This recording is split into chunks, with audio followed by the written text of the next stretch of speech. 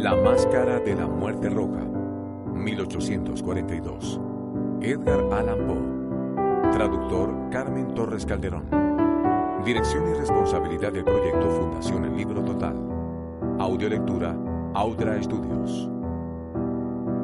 La Fundación El Libro Total es proyecto de responsabilidad social e intelectual de la firma Sistemas y Computadores S.A. La máscara de la muerte roja. Hacía tiempo que la muerte roja devastaba el país.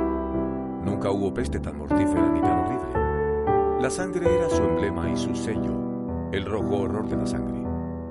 Se sentían dolores agudos y un vértigo repentino, y luego los poros exudaban abundante sangre hasta acabar en la muerte. Las manchas escarlatas en el cuerpo, y sobre todo en el rostro de la víctima, eran el estigma de la peste que le apartaban de toda ayuda y compasión de sus congéneres. En media hora se cumplía todo el proceso: síntomas, evolución y término de la enfermedad. Pero el príncipe próspero era intrépido, feliz y sagaz. Con sus dominios ya medio despoblados, llamó un día a su presencia a un millar de amigos sanos y joviales de entre las damas y caballeros de su corte, y con ellos se recluyó en el apartado retiro de una de sus abadías amuralladas. Era un conjunto de edificios amplio y magnífico, concebido por el gusto excéntrico, aunque majestuoso, del propio príncipe. Lo rodeaba una alta y sólida muralla. La muralla tenía portones de hierro. Una vez dentro, los cortesanos se trajeron fraguas y enormes martillos y se soldaron los cerrojos. Decidieron que no hubiese modo alguno de entrar o salir si alguien de pronto se dejaba llevar por la desesperación o la locura. Había abundancia de provisiones. Con tales precauciones, los cortesanos podían desafiar el contagio. Que el mundo de fuera se ocupase de sí mismo. Había bufones, había trovadores, había bailarinas, había músicos, había belleza, había vino. Dentro había todo eso y también seguridad. Fuera estaba la muerte roja. Fue hacia el final del quinto o sexto mes de su encierro, y mientras la peste se cebaba con furia en el exterior, cuando el príncipe próspero ofreció a sus 1000 amigos un baile de máscaras de rara vistosidad. Aquel baile fue un espectáculo voluptuoso. Pero permítaseme hablar primero de los salones en que se celebró. Eran 7, todo un ámbito imperial. Hay muchos palacios, sin embargo, en los que salones así ofrecen una perspectiva larga y lineal, con puertas corredizas que se desplazan casi hasta las mismas paredes de uno y otro lado. De modo que apenas nada interrumpe la vista en toda su longitud. El caso era aquí muy distinto, como cabría esperar de la afición del duque por lo extravagante. La distribución de las salas era tan irregular que apenas se contemplaban más de una al mismo tiempo. Cada 20 o 30 metros se producía un giro brusco y con cada giro un efecto novedoso.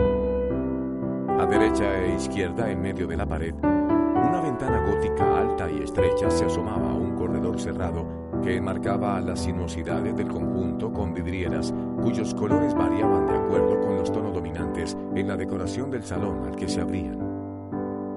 El del extremo oriental, por ejemplo, estaba decorado en azul y las vidrieras en azul vivo. La ornamentación y los tapices del segundo eran de color púrpura y purpúreos eran allí los cristales. El tercero era todo el verde, lo mismo que las ventanas. Los muebles y la iluminación del cuarto eran anaranjados. El quinto, blanco. El sexto, violeta. La séptima estancia era un denso sudario de tapices de terciopelo negro que cubrían el techo y las paredes y caían en pesados pliegues sobre una alfombra del mismo tinte y textura. Pero solo en esta habitación el color de las ventanas difería del decorado. Las vidrieras eran aquí de un tono escarlata, un rojo oscuro de sangre. Ahora bien, en ninguna de las 7 cámaras había lámpara o candelabro alguno, entre la abundancia de adornos dorados que había por todas partes o que colgaban de los techos. No había luz alguna que procediera de una lámpara o vela en todo el conjunto de habitaciones. Pero en el corredor que envolvía los salones había, frente a cada ventana, un pesado trípode con un brasero de fuego que, al proyectar su resplandor a través de las vidrieras, inundaba de luz la estancia. Se producía así una profusión llamativa de formas fantásticas. Pero en la habitación negra o de poniente, El efecto del fuego a través de los cristales de sangre sobre los tapices negros resultaba de lo más siniestro y daba un aire tan irreal a los rostros de los que allí entraban que muy pocos se atrevían a dar siquiera un paso en aquella estancia. También era aquí donde se encontraba, contra el muro oeste, un gigantesco reloj de ébano. El péndulo oscilaba con un sonido grave, monótono y apagado, y cuando el minutero había recorrido toda la esfera y llegaba el momento de marcar la hora, de sus pulmones metálicos surgía un sonido límpido, potente, profundo y muy musical, pero de nota y énfasis tan peculiares que, a cada hora, los músicos se veían obligados a detenerse en un momento para escucharlo, lo que obligaba a su vez a quienes bailaban a interrumpir el vals. Y se producía un breve desconcierto en la alegría de todos. Y mientras sonaba el carrillón, se veía cómo los más frívolos palidecían y los más sosegados por los años se pasaban la mano por la frente como perdidos en ensueños o en meditación. Aunque cuando cesaban los últimos ecos, una risa leve se apoderaba a la vez de toda la concurrencia. Los músicos se miraban y sonreían como burlándose de sus propios nervios y desconcierto, y se susurraban mutuas promesas de que las siguientes campanadas no les causarían ya la misma impresión. Pero luego, al cabo de 60 minutos, que son 3.600 segundos de tiempo que vuela, de nuevo sonaba el carrillón y volvía a repetirse la misma meditación y el mismo desconcierto y nerviosismo de antes. Pero a pesar de todo, era una fiesta alegre y magnífica. Los gustos del duque eran peculiares. Tenía un buen ojo para los colores y los efectos. Desdeñaba las convenciones de la moda. Sus planes eran atrevidos y apasionados, y un viso de barbarie iluminaba sus proyectos. Algunos le habrían tenido por loco. Sus seguidores no lo creían así, pero era necesario oírle y verle y tocarle para estar seguro. Con ocasión de esta magna fiesta, había supervisado personalmente casi toda la decoración de los 7 salones, y había sido su propio gusto el que había inspirado los disfraces. No os quepa duda de que eran extravagantes.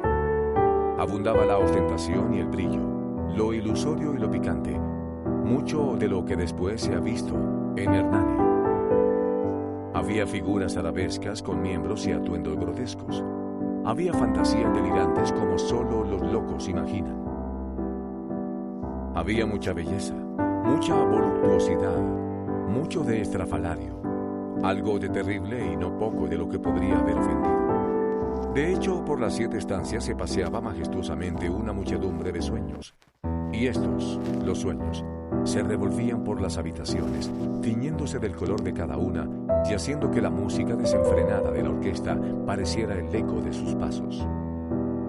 Y entonces suena el reloj de ébano en el salón de terciopelo, y por un momento todo se aquieta, todo se acalla salvo la voz del reloj. Los sueños quedan congelados y estáticos, pero el eco de las campanadas se apaga. No han durado sino un instante, y una risa leve, a medias reprimida, queda flotando tras él. Y surge de nuevo la música, y viven los sueños y se revuelven de un lado a otro más alegres que nunca, teñidos por las ventanas multicolores por las que penetra el resplandor de los trípodes. Pero en el salón de poniente ninguno de los enmascarados se atreve ahora a entrar, porque la noche ya se desvanece y una luz más rojiza se filtra por los cristales de color sangre, y la negrura de los tapices se espanta, y quien aventura sus pasos sobre la negra alfombra escucha un sordo tic-tac, más solemne y enfático que el que llega a oídos de quienes se entregan a la alegría en las salas más distantes. Pero las otras habitaciones estaban abarrotadas, y en ellas latía febrilmente el ansia de la vida. Prosiguió así el torbellino festivo, hasta que al cabo el reloj inició las campanadas de la medianoche. Y cesó entonces la música, como ya he dicho. Y los que bailaban interrumpieron el vals, y como en otras ocasiones, todo quedó desasosegadamente detenido. Pero ahora eran 12 las campanadas que tenían que sonar. Y ocurrió así, quizá, que al disponer de más tiempo, más grave se tornó la reflexión de quienes en la concurrencia ya estaban pensativos. Y también ocurrió así, quizá, que antes de que el último eco de la última campanada hubiera desaparecido en el silencio, muchos ya habían reparado en la presencia de una figura enmascarada que hasta entonces no había llamado la atención de nadie. Y de boca en boca se extendió el rumor de esta nueva presencia, y al poco se alzó en toda la compañía un susurro, un murmullo de desaprobación y sorpresa, luego, por último, de terror, de horror y de asco. En una congregación fantasmagórica como la que he pintado, bien se puede suponer que ningún atuendo ordinario habría causado tal sensación. De hecho, esa noche la libertad en los disfraces era prácticamente ilimitada. Pero la figura en cuestión había rizado el rizo, superando incluso los límites del gusto permisivo del príncipe. Hay fibras aún en el corazón de los más osados que no pueden tocarse sin que se emocionen. Hasta los casos perdidos, para quienes la vida y la muerte son una misma broma, creen que hay ciertos asuntos con los que no se puede bromear. En todos los asistentes, desde luego, se apreciaba ahora la sensación intensa de que el disfraz y el porte del extraño carecían de todo ingenio y decoro. Era una figura alta y lúgubre, amortajada de la cabeza a los pies con el atuendo de la tumba. La máscara que ocultaba representaba